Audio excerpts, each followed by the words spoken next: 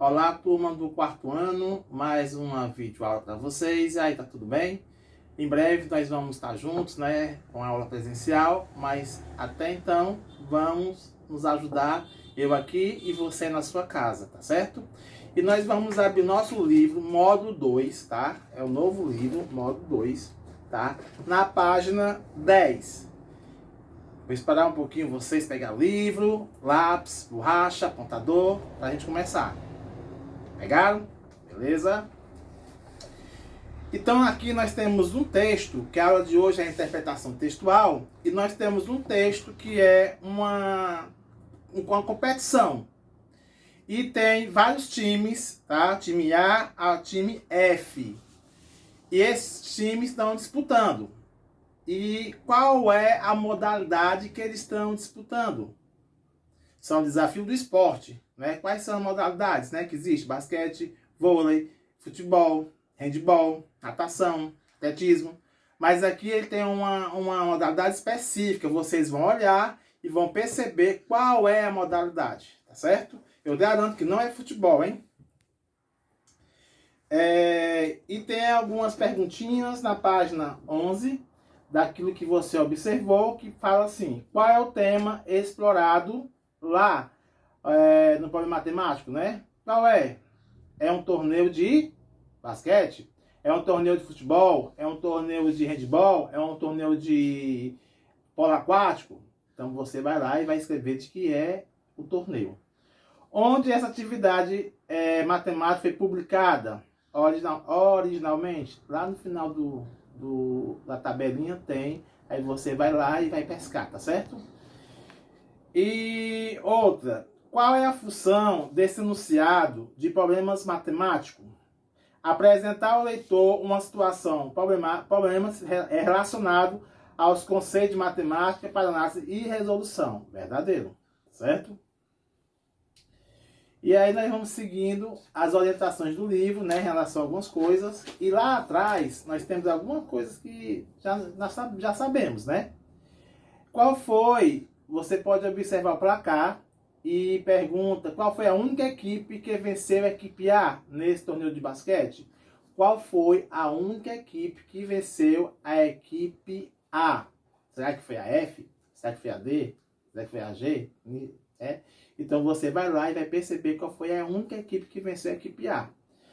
Para saber a diferença dos pontos de uma equipe para outra, diferença é a mesma coisa que falar tirar, tá?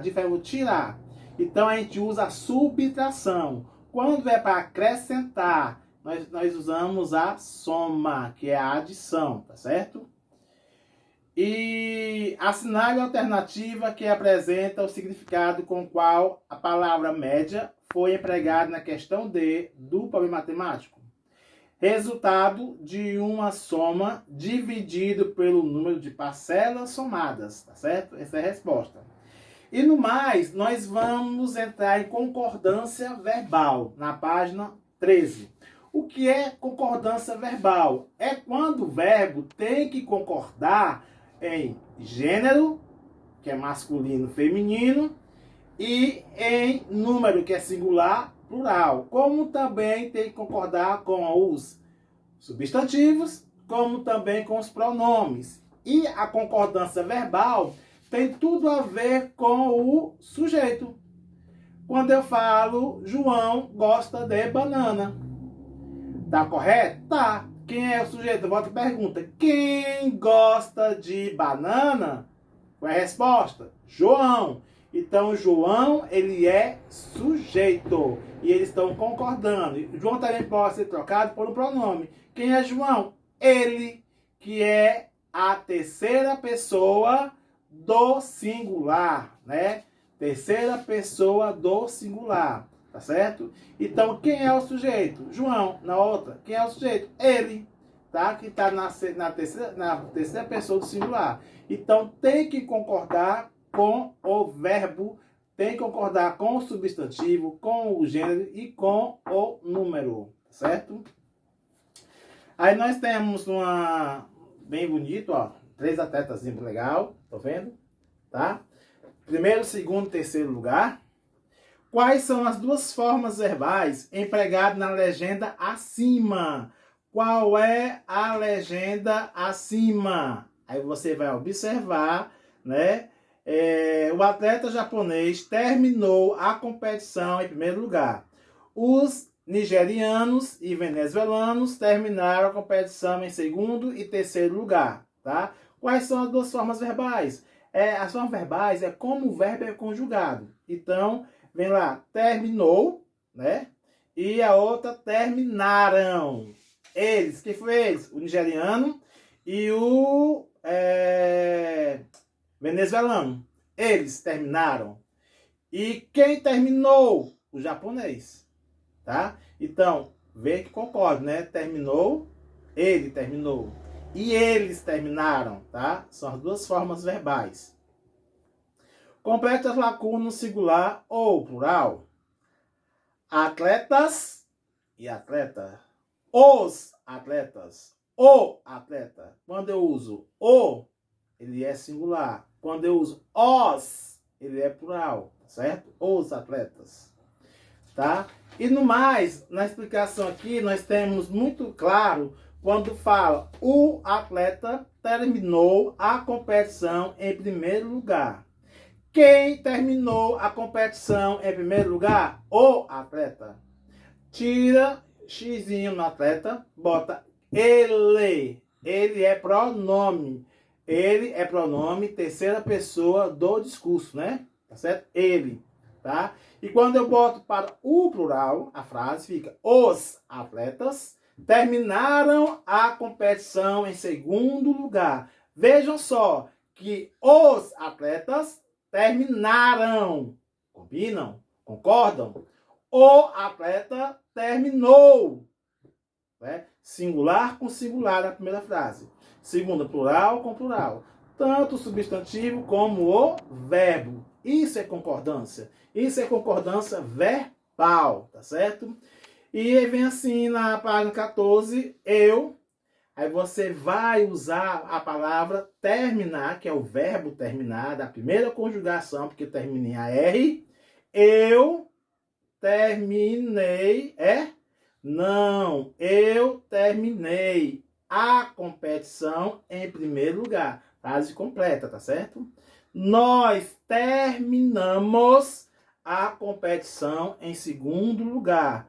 Ela terminou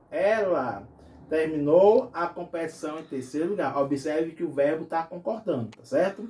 E no mais, nós vamos assistir agora um vídeo com auxílio da professora Mariana, que vai explicar bem direitinho sobre concordância verbal. Vai ser explicação visual e oral. Então preste bem atenção, que é praticamente em cima daquilo que eu já coloquei para vocês. Mas no visual fica melhor para vocês. Vamos lá? É de quem se fala. Eu, tu, ele, nós, vós e eles. Veja o exemplo da relação do verbo com o sujeito nessa regra geral. Cláudia está feliz com o resultado das provas. Então, olha o sujeito Cláudia.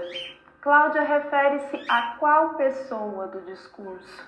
Não é ela? Terceira pessoa do singular. Portanto, esse verbo deve ser flexionado no singular e na terceira pessoa. Cláudia está. No entanto, existem alguns casos especiais que vão reger essa relação entre o verbo e o sujeito simples. Vamos ver cada um deles agora. O primeiro diz respeito à construção do sujeito com expressões partitivas, mais substantivo ou pronome. Então veja, a maioria das pessoas não fuma. A possibilidade aqui de flexão verbal, de concordância do verbo com o sujeito, nesta primeira frase, diz respeito ao verbo concordar com a expressão partitiva. Mas ele pode também concordar com um substantivo que está pós-posto a essa expressão. Então, quando nós tivermos uma construção de sujeito do tipo expressão partitiva, mais substantivo ou pronome, o verbo pode concordar com a expressão partitiva ou com o substantivo ou pronome. E o que é a expressão partitiva? É aquela expressão que nos traz o sentido de parte. Então, olha, mais uma vez os exemplos, a maioria das pessoas. Veja que essa expressão nos dá uma ideia de recorte, um sentido de uma parte das pessoas. A maioria das pessoas não fuma, o verbo concordando com a expressão partitiva. Já no segundo exemplo, a maioria das pessoas não fumam. Agora o verbo concordando com o substantivo.